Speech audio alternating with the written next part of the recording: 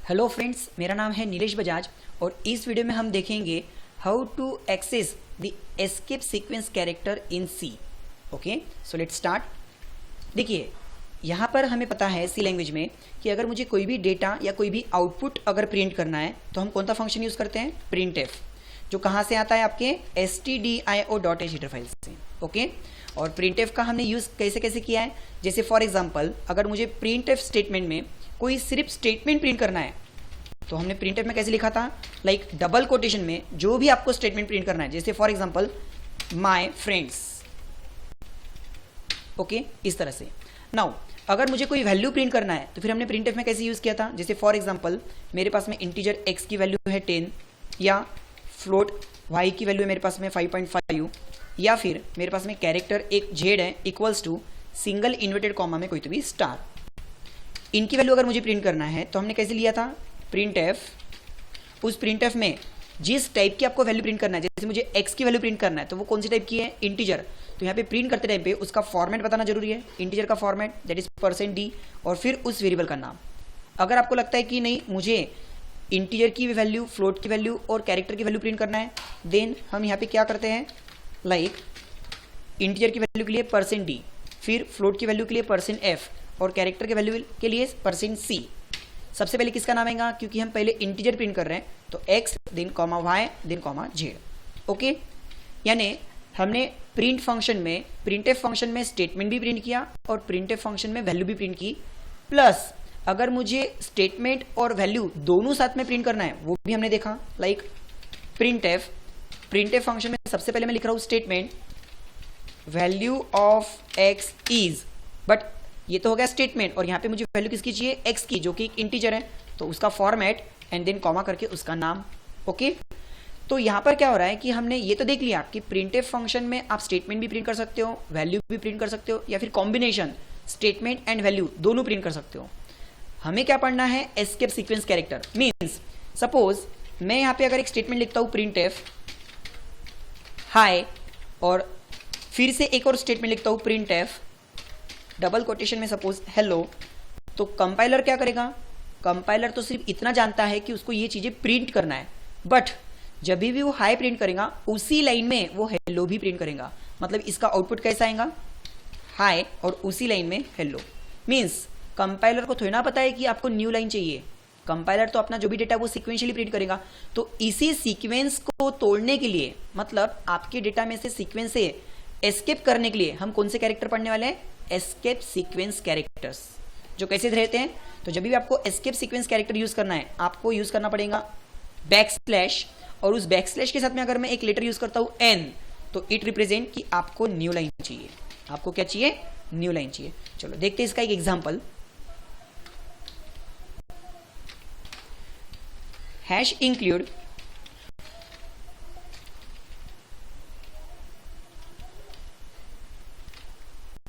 stdio.h, जिसमें से आपको पता है कौन से फंक्शन आने वाला है? Printf function. Okay, now then second header file कौन थी हमारी? Hash include conio.h, that is console input output. तो इसमें से हमारे कौन से फंक्शंस हम यूज करने वाले हैं? CLR SCR जो आपके आउटपुट यानी कि कंसोल को क्लियर करने में मदद करेगा, और गेट CH जो कंसोल को यानी आपके आउटपुट स्क्रीन को कैरेक्टर लेने तक होल्ड करके रखेगा, रोक के रखेगा। Okay, now void main. अब मुझे क्या करना है? सबसे पहले तो हमने यहाँ पे किया क्लियर स्क्रीन ताकि आपका आउटपुट स्क्रीन क्लियर हो जाए। देन प्रिंटफ, इस प्रिंटफ में पहली बार पहला स्टेटमेंट मैंने क्या लिखा? हाय। देन अगेन प्रिंटफ दूसरी लाइन पे जिसमें हम लिख रहे हैं सपोज फ्रेंड्स। ओके, नाउ यहां पर क्या हो रहा है कि मैंने प्रिंट करते टाइम पे दो अलग अलग लाइन यूज की। पहली लाइन में हाय और दूसरी लाइन में फ्रेंड्स, बट कंपाइलर क्या करेगा? इन दोनों का आउटपुट सीक्वेंशियली एक ही लाइन में दिखाएगा, like this. Okay, hi friends. लेकिन मुझे यहां पर क्या करना है? मुझे जो आउटपुट सीक्वेंस में आ रहा है उसको एस्केप करना है। तो मैंने जैसे आपको बताया, देखो मैं आपको कमेंट्स में ऊपर लिख के बताता हूं कि हमें पहला एस्केप सीक्वेंस कैरेक्टर कौन सा यूज करना है। तो जब भी आपको एस्केप कैरेक्टर यूज करना है आपको लगाना पड़ेगा पहले बैकस्लैश। उस बैकस्लैश के साथ में अगर मैं n लिखता हूं इट रिप्रेजेंट कि आपको न्यू लाइन चाहिए, आपको न्यू लाइन चाहिए। ओके, तो देखो हाई स्टेटमेंट के बाद मैं यहाँ पे क्या यूज कर रहा हूँ? Backslash n। मतलब हाई प्रिंट करते सी अब कर्सर कहाँ चला चाहिए, न्यू लाइन पे, मतलब ये जो फ्रेंड्स है इसका आउटपुट कहाँ पे आएगा, न्यू लाइन पे, देखो। ओके ओके, तो उसी तरह जैसे बैकस्लैश n मतलब न्यू लाइन होता है, आपके पास में और भी कुछ एस्केप सीक्वेंस कैरेक्टर है, जैसे फॉर एग्जांपल बैकस्लैश t, तो इसका यूज क्या आएगा, टैब स्पेस देने के लिए। ओके, देन अगेन आपके पास में है बैकस्लैश सिंगल कोटेशन, आपके पास में है backslash double quotation. Okay, then आपके पास में है बैकस्लैश बैकस्लैश। अब मैं बैकस्लैश बैकस्लैश जब यूज करूंगा इसका मतलब आउटपुट में क्या आएगा, सिंगल बैकस्लैश। देखो जैसे अभी हमने यहाँ पे क्या यूज किया, बैकस्लैश n, तो उसने न्यू लाइन क्रिएट किया। उसी तरह मैं अगर f और r के बीच में बैकस्लैश t यूज करूं तो यहाँ पर क्या होगा, एक टैब स्पेस तैयार हो जाएंगे। ओके, एक टैब स्पेस, देखिए f और r के बीच में जैसे ही मैंने बैकस्लैश t यूज किया तो उसने क्या किया, एक टैब स्पेस क्रिएट कर दिया।